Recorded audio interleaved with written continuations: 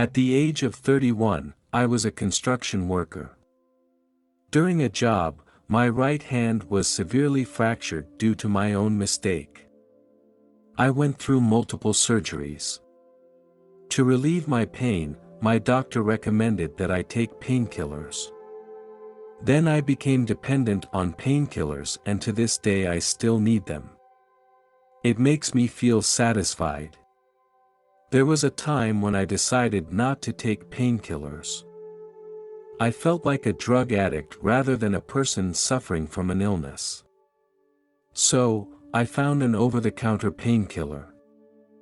I felt that this pain medication should not be too dependent. I just want to live, and chronic pain can be devastating to your life. I take a lot of painkillers every day. Some people may think that I enjoy the high I get from taking these painkillers. However, this is not the case. When I take these painkillers, I don't feel them too strongly. I could taste this drug every time I breathed. It was a disgusting taste. We are all well aware of this nasty taste. Even though this medication is over the counter, you have to go to a different store if you want to buy it in bulk. I didn't take it strictly as prescribed, I took it every time I felt pain. One winter morning, I got a really bad cold. I thought it might be the flu, and I took some cold medicine. But I didn't recover the next day, and in the evening I took a lot more painkillers. Although I felt very sick, I took them anyway. I felt like I was going to die. During this time, I was on my own. Because by that time my wife and I were separated. I don't know if it was the drugs or something else that made me grumpy. So we decided to separate for a while. We weren't divorced at that time. That night, my wife came to my house and she told me to go to the hospital. My tinnitus was so bad that it felt like I was soaking in water. I couldn't stand up, and I was dizzy as hell. It was also very difficult to breathe. The doctor thought I just had a bad case of the flu and gave me some antibiotics. I didn't tell the doctor that I was taking a lot of painkillers. Everyone around me knew I was taking painkillers. But the amount they didn't know. I could pour 20 pills into my hand and take a sip of water and just swallow them all. No problem at all. Since I was so sick, I reduced the number of painkillers. On the fourth night of being sick, I could barely hear out of my ears. I felt muscle pain and had increasing difficulty breathing. That night, my wife came to my house. Many memories became blurry. I remember swallowing the rest of my pills before my wife came. My wife saw that I was in bad shape and took me to the emergency room of the local hospital. During the transport, my breathing became very difficult. Thinking it was the oxygen mask, I managed to take it off and the nurse immediately put it back on me. I remember she wasn't very happy with me at the time. Every time I tried to take off the mask, she put it back on. Then I got to the hospital and I knew I was in a bad way and I didn't have any more time. I said to the doctor, "Please tell my wife and children that I love them." It was very important to say those words. I knew I was dead. The moment I said those words, I had a feeling of relief. After struggling for days, it was as if a switch had been flipped. At first, I could hear the voices of the doctors and nurses who were saving my life. I could feel their desperation. My eyes began to grow dark, and the colors in my vision went from bright to dull, then darker, and finally to black. I had an incredible sense of floating, like a roller coaster ride. I had a sinking feeling in the pit of my stomach. I knew I was leaving my body. I feel much better now. The pain of the past few days was gone. I am able to breathe effortlessly and my hearing is back to normal. I no longer feel nauseous. Unfortunately, this peace didn't last long. The peace I had enjoyed for the past few seconds was about to disappear. I was terrified.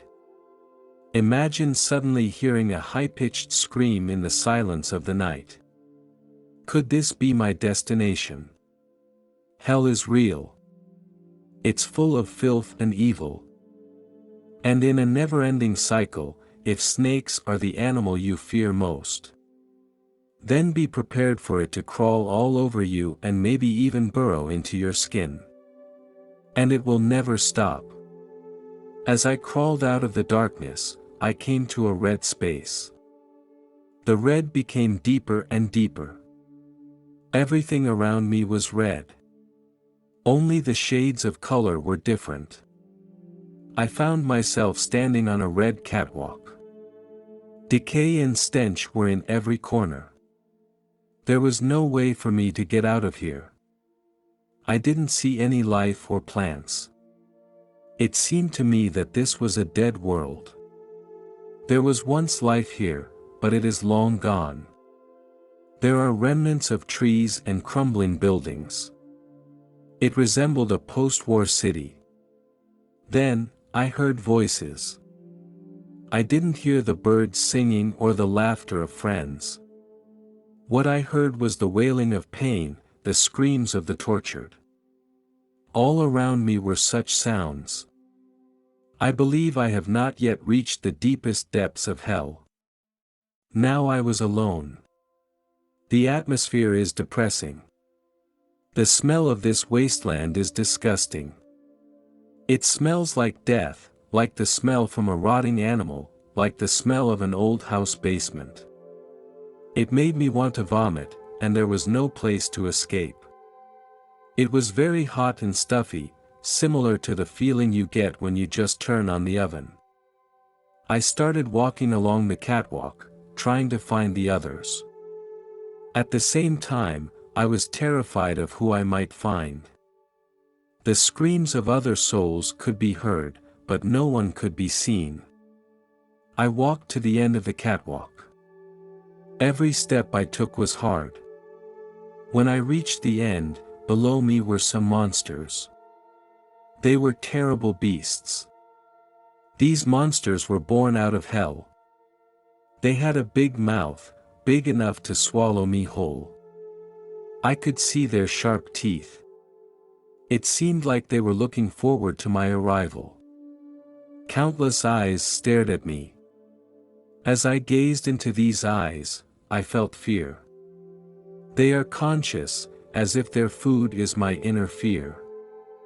I am powerless to resist. I fall over the edge. They are covered in slime. My fall was fast. After a while, I found myself back on the catwalk. I don't know how long it took. But I was back in my body. The experience had a big impact on me. The doctor gave me hemodialysis to get all the aspirin out of my body. The doctor told my wife that the chances of me surviving were very slim. My body had been deprived of oxygen for several days. Every organ was failing. I was awakened in a hospital room where I was wearing an oxygen mask and had a tube in my throat. It was a very peculiar feeling. Over the next few days, my condition gradually improved. I was transferred to a regular ward. I was blessed to have such a loving family. They came to visit me every day. It made me feel warm.